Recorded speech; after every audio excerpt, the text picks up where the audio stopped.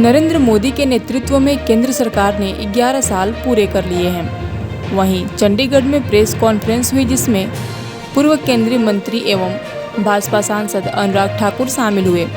BJP सांसद अनुराग ठाकुर ने press conference में केंद्र सरकार के 11 साल की उपलब्धियां भी गिनाई। इसके साथ ही उन्होंने कांग्रेस की सरकार को निशाना बनाया। भाजपा सांसद अनुराग ठाकुर ने आगे क्या कुछ कहा, सुनिए। प्रधानमंत्री नरेंद्र मोदी जी के नेतृत्व में 11 साल की उपलब्धियां आप सबके सामने रखने के लिए साल दर साल कैलेंडर बदलता रहा और हमारा भारत आगे बढ़ता रहा।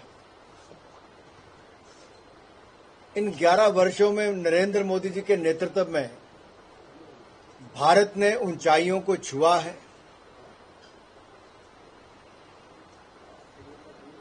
और हम कह सकते हैं कि विकास, विश्वास और विरासत के 11 साल, उपलब्धियां विशाल, सेवा बेमिसाल।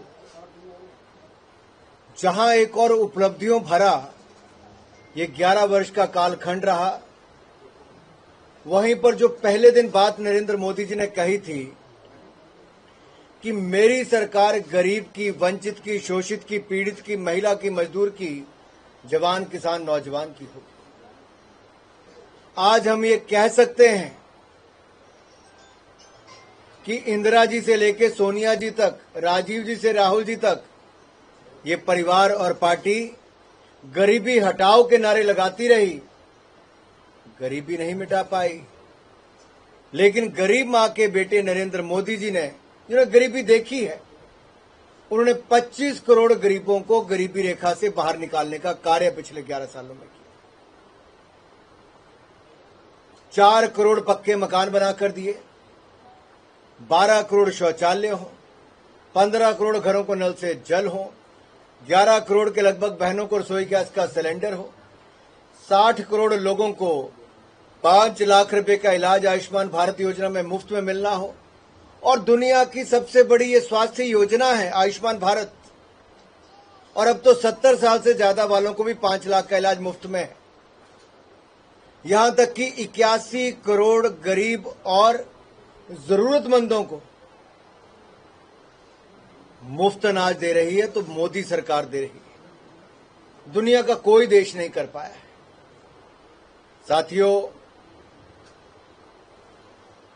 60 साल कांग्रेस की सरकार रही, 3 करोड़ घरों को नल से जल मिला। हमने 6 साल में 15 करोड़ घरों को नल से जल देने का कार्य किया है। आपने देखा होगा कोविड के टाइम पे उद्योगों पे बहुत बड़ी मुसीबत आई थी। हमने मॉरेटोरियम पीरियड भी दिया, emergency credit line guarantee scheme भी लेकर आए, 4 लाख करोड़ उसके माध्यम से दिया। लेकिन साथ ही साथ स्वनिधि योजना लेकर आए, स्ट्रीट वेंडर्स के लिए पैसा दिया। अब 68 लाख स्ट्रीट वेंडर्स को बैंकों से पैसा मिला है। अब ग्रामीण भारत के रेहड़ी पटरी वालों को भी ये सुविधा मिलने वाली है। मुद्रा योजना में करोड़ों लोगों को लगभग 37 लाख करोड़ रुपया बैंकों से ऋण मिला, बगैर कोई जमीन और घर गिरवी रखे, और ये नरेंद्र मोदी जी की गारंटी पे मिला है। इनमें भी 65% के लगभग महिलाएं हैं। और तो और, अगर आप, क्योंकि जिस इलाके में हूं, चंडीगढ़ के बिल्कुल साथ लगते 2 राज्य पंजाब और हरियाणा किसानी के लिए जाने जाते हैं, और मोदी सरकार ने पिछले 11 सालों में एमएसपी उसकी दुगने कर दिए दाम, और खरीद भी दुगने से ज्यादा की। कांग्रेस के 10 सालों में 5.5 लाख करोड़ रुपए की फसल खरीद की गई थी। नरेंद्र मोदी जी के 10 साल में लगभग 18 लाख करोड़ रुपए की खरीद की गई, दाम भी दुगने हुए। दूसरा, हमारा जो एक्सपोर्ट है वो 4.9 बिलियन डॉलर से बढ़कर लगभग 9.03 बिलियन डॉलर हुआ है। और वहीं पर किसानों को प्रधानमंत्री फसल बीमा योजना के माध्यम से 1,75,000 करोड़ रुपए का मुआवजा भी मिला जिसकी फसल खराब हुई। और पीएम किसान सम्मान निधि के माध्यम से अब तक 3,70,000 करोड़ रुपया किसानों के खाते में डाल चुके हैं। 6,000 रुपया प्रतिवर्ष उनको मिलता है। और किसान क्रेडिट कार्ड के माध्यम से 7 करोड़ किसानों को लगभग 10 लाख करोड़ रुपए की सहायता हमने दी है। मेगा फूड पार्क भी 3 से बढ़कर अब 24 मेगा फूड पार्क हो गए। वैल्यू एडिशन का हमने लगातार काम किया है। दलहन और तिलहन, इसमें भी अगर आप देखेंगे तो इसमें खरीद जो है 7350% और 1500% से अधिक इसमें वृद्धि की गई है। और धान और गेहूं की एमएसपी भी लगातार बढ़ी है और धान 2369 पे और गेहूं 2425 रुपये प्रति क्विंटल पहुंच गया है। साथियों, यही नहीं, जहां एक और किसान तो दूसरी ओर नारी शक्ति के लिए सबसे बड़ी बात है उनको भागीदारी कहां मिली। आप रिपब्लिक डे की परेड भी देखेंगे तो नेतृत्व किसी ने किया तो भारत की नारी ने किया है। ऑपरेशन सिंदूर के बाद भी प्रेस कॉन्फ्रेंस करने हमारी आर्मी की महिलाएं जवान जो हैं उन्होंने किया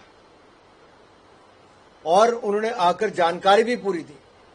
मोदी जी ने नारी शक्ति वंदन बिल लाकर 33% आरक्षण महिलाओं को दिया है, जहां एक और उनके चूल्हे से लेके पानी से लेके शिक्षा से लेके स्वास्थ्य, बच्चा पैदा होने से पहले पैदा होने के बाद तक, बेटी के विवाह तक की योजनाएं लेकर आए।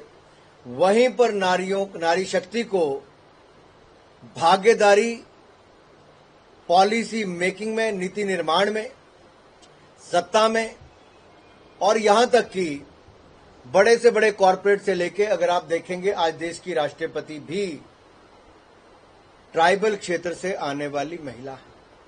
ये बहुत बड़ी बात है, भारत के लोकतंत्र की बात कहती है। और भारत की महिलाओं को पहली बार एनडीए में प्रवेश भी मिला और आज भारत की नारी तीनों सेनाओं में, तीनों सर्विसेज में अपना बहुत बड़ा योगदान दे रहे हैं।